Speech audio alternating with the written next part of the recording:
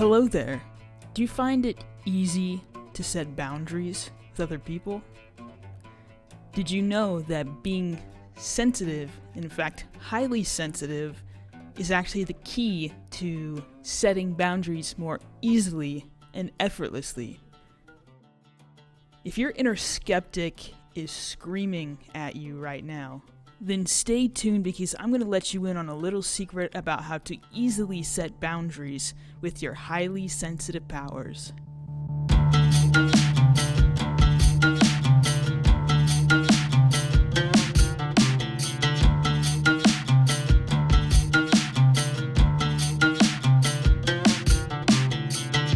Boundaries are one of those things that we know that we all need, especially if you're an empath or a highly sensitive person. But for some reason, a lot of people tend to struggle with boundaries. And why is this? Well, a lot of people believe that it's due to people pleasing, that we feel the pain of other people and we feel the need to relieve them of that pain. And so we say yes to so many things that we really don't want to do. But as I said earlier, there doesn't have to be a struggle when setting boundaries. Boundaries can be something that's easy and effortless if you understand this. So first, let's ask the question about what's really going on in the subconscious when we are people pleasing. What's the belief behind that? Well, it's usually a belief like, I'm not deserving of love or good things in my life, or I don't deserve to be taken care of in a proper way. Now, obviously, this probably stems from something in childhood, some childhood trauma. If there was any type of emotional or physical neglect or abuse, then this is where the belief stems from. But to be honest, it doesn't really matter where it stems from. It matters that it's keeping you in the struggle zone. And there's a way out of the struggle zone. And that is to fix the subconscious belief that's causing you to people please or to say yes to things that you don't really want to do. Now, when you first start healing this wound inside yourself, you're going to come up to some opposition, as I would say. And this is simply just your brain trying to find reasons for your new beliefs. If you have believed all your life that you don't deserve good things and that you don't deserve love, and then all of a sudden you try to put in a new belief that you do deserve love and that you do deserve good things, your brain's going to be like, wait, how? Why? I need a reason. I need some evidence to support this. And so there's going to be a period of time where you're going to have to adjust to these new beliefs. There is a little bit of struggle at the beginning, but it doesn't always have to be that way. Eventually, it'll just be a natural thing for you to set boundaries. And in fact, it may just be like people that you didn't really want to spend time with. All of a sudden, they're like, yeah, I have to go. And it'll be like an hour or so that you spent with them and you told yourself right before you even met them that you only wanted to spend an hour with them because you had other things to do. It's kind of interesting how these things work. But trust me on this.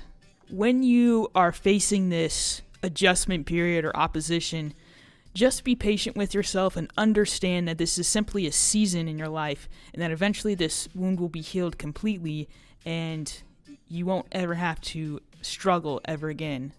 Now, there's a little caveat that I want to say because this is a free will universe. Just like you can choose to believe that you deserve good things in life, you can always choose to believe that you don't deserve good things in life. So you will always have the opportunity to go back to your people-pleasing behaviors if you want to.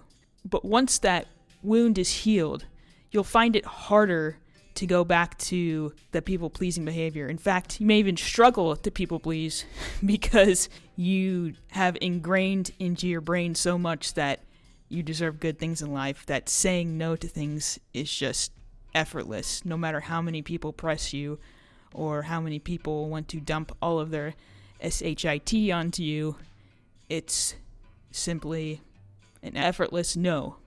And I'm talking about a no, not in an aggressive way, but a no in a very respectful way.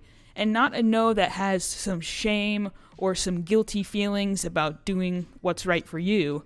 I'm saying a no that's both respectful to yourself and respectful to the other person. Now, let's get to the second part of this. Using your highly sensitive powers to easily set boundaries. You may be thinking to yourself, well, the more sensitive I get, isn't it just going to get harder to say no to things? And the answer is not necessarily. You see, when you have put an intention into your life for something that you want to manifest, or just the way that you want to feel, or the way you want your life to look like and feel like, then you have tuned yourself into that certain frequency, as I say in some of my other videos, kind of like tuning into a radio station.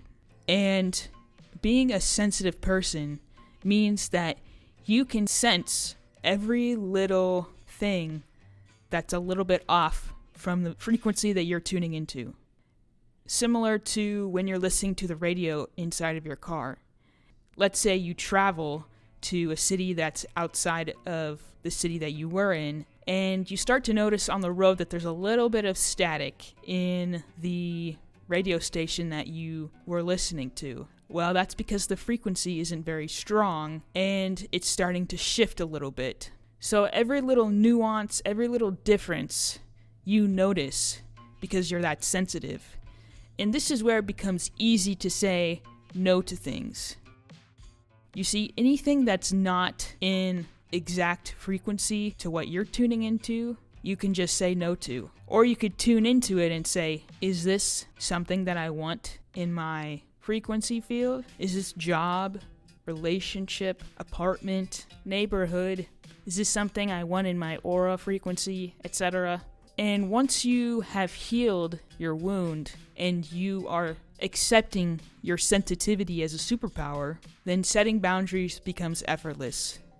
You only accept the job offers or business opportunities or relationships that are tuning into your same frequency. And the ones that aren't, you'll notice that they don't last very long.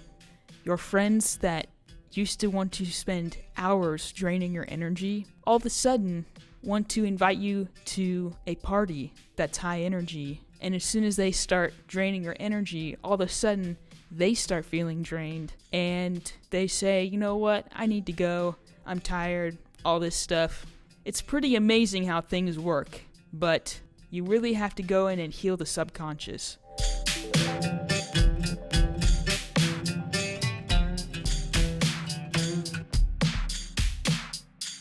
Friends, that was it for this episode. If you are interested in learning more about healing the subconscious, or dealing with obstacles and roadblocks to manifestation, or any other topic of interest in regards to that, feel free to check out my other videos on YouTube. Until next time, thank you so much for tuning in.